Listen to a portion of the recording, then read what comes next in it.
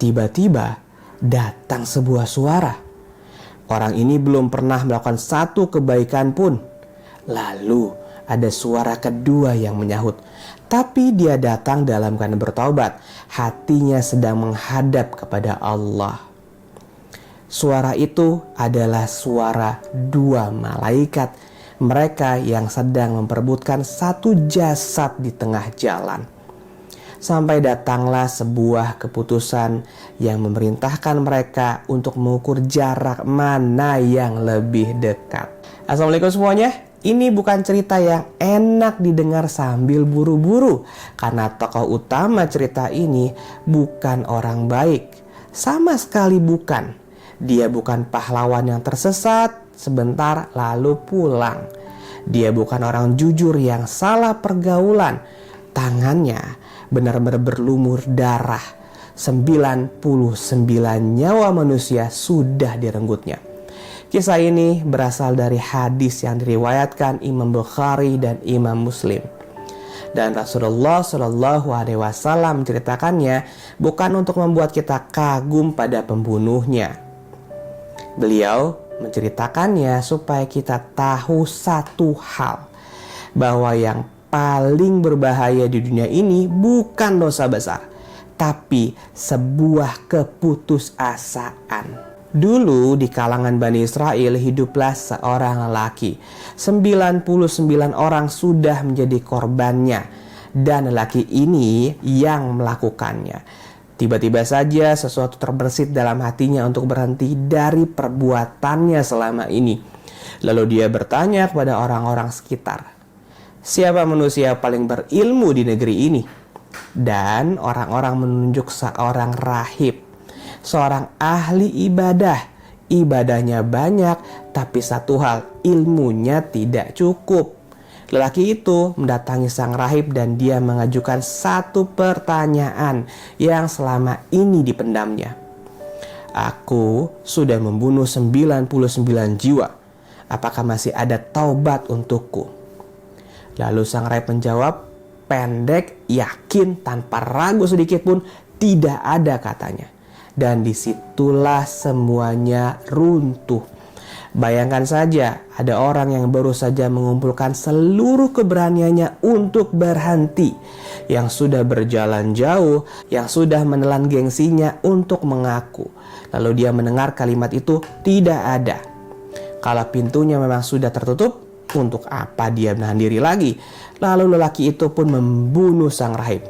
Sekarang genap 100 orang telah menjadi korbannya.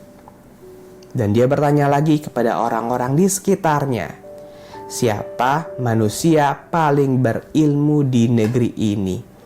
Dosanya memang masih mengendalikannya, tapi harapannya belum ikut terkubur. Kali ini orang-orang menunjuk seorang alim, bukan sekedar ahli ibadah, tapi orang yang benar-benar memahami ilmu. Lelaki itu pun datang membawa pertanyaan yang sama. Hanya angkanya sekarang yang berubah. Aku sudah membunuh 100 jiwa, apakah masih ada taubat untukku? Lalu orang alim ini menjawab, iya. Siapa yang bisa menghalangi antara dirinya dengan taubat? Perhatikan bedanya. Sang rahib menjawab dengan rasa ngerinya sendiri terhadap dosa.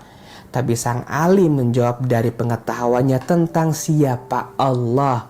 Orang yang tidak berilmu suka mempersempit rahmat Allah, seolah-olah dia yang pegang kuncinya. Tapi sang alim tidak berhenti di situ, dan ini bagian yang paling sering kita lewatkan. Sang alim menunjuk ke arah jauh dan berkata, pergilah ke negeri sana. Di sana ada orang-orang yang menyembah Allah. Beribadahlah bersama mereka dan jangan kembali lagi ke negerimu. Karena negerimu adalah negeri yang buruk. Nah, di sini kita coba berhenti sebentar. Kenapa sang alim tidak cukup bilang, ya sudah, banyak-banyak istighfar, menyesal yang dalam, dan selesai? Karena beliau paham satu hal yang sangat manusiawi, bahwa lelaki ini tidak jadi pembunuh dalam ruang kosong. Ada lingkungan yang membentuknya, ada teman-teman yang membuat kekerasan terasa normal, ada kebiasaan, ada orang-orang yang kalau ketemu langsung menariknya kembali ke versi lamanya. Kalau dia tetap di sana, penyesalannya cuma bertahan sampai godaan berikutnya datang lagi. Niat berhenti dari sesuatu itu gampang memang diucapkan. Yang susah adalah keluar dari lingkaran yang membuat kita melakukannya. Orang mau berhenti judi tapi handphonenya masih ada aplikasi judol. Orang mau berhenti mabuk tapi setiap malam nongkrongnya di tempat yang sama. Sang alim tidak menyuruhnya menyesal saja. Beliau menyuruhnya pindah. Karena tobat itu bukan cuma perasaan. Tobat itu perubahan arah. Arah kaki, arah lingkungan, arah kebiasaan. Dan lelaki itu benar-benar berangkat. Dia tidak tawar-menawar, tidak bilang nanti dulu, saya beresin urusan saya dulu. Dia langsung berdiri, keluar dari negerinya, dan mulai berjalan. Dia belum sampai ke negeri orang-orang soleh, belum sempat melakukan satu kebaikan, belum sempat mengumpulkan satu lembaran pun catatan amal kebaikan. Yang dibawa hanya dua hal, arah perjalanannya dan isi hatinya. Dan sekarang kita kembali ke adegan pembuka tadi. Datang malaikat rahmat, datang juga malaikat azab. Malaikat azab berkata, dia belum pernah beramal baik sama sekali. Dan itu benar. Malaikat rahmat berkata, tapi dia datang dalam keadaan bertaubat. Hatinya menghadap kepada Allah. Dan itu juga benar. Disinilah pertanyaan terbesar cerita ini muncul ke permukaan. Apakah manusia itu dinilai dari seluruh masa lalunya atau dari arah terakhir yang sungguh-sungguh dia pilih? Lalu Allah mengutus satu malaikat lagi untuk memutus perkara di antara malaikat azab dan malaikat rahmat. Keputusannya cuma satu kalimat sederhana. Ukur jarak antara kedua negeri itu. Kemana dia lebih dekat, kesitulah dia. Dan dalam riwayat yang sahih disebutkan Allah Subhanahu wa Ta'ala memerintahkan negeri kebaikan untuk mendekat dan negeri keburukan untuk menjauh. Hasilnya dia lebih dekat ke negeri tujuan. Selisihnya hanya satu jengkal tangan. Iya, sejengkal tangan. Sejauh itu saja teman-teman. Dan karena satu jengkal itu, lelaki yang membunuh 100 manusia diambil oleh malaikat rahmat. Taubatnya diterima karena dia mengakui dosanya, tidak mencari pembenaran, dia tidak berhenti mencari jalan bahkan setelah ditolak. Dia mau mendengar nasihat orang yang berilmu. Dia meninggalkan lingkungan yang merusaknya. Dia bergerak, bukan cuma bicara. Dan sampai detik akhir hatinya tetap menghadap ke arah yang benar. Lelaki yang pernah menutup hidup 100 jiwa manusia akhirnya selamat justru karena dia tidak menutup pintu harapan untuk dirinya sendiri. Sang rahib bilang, tidak ada jalan pulang. Tapi sang alim menunjukkan jalannya.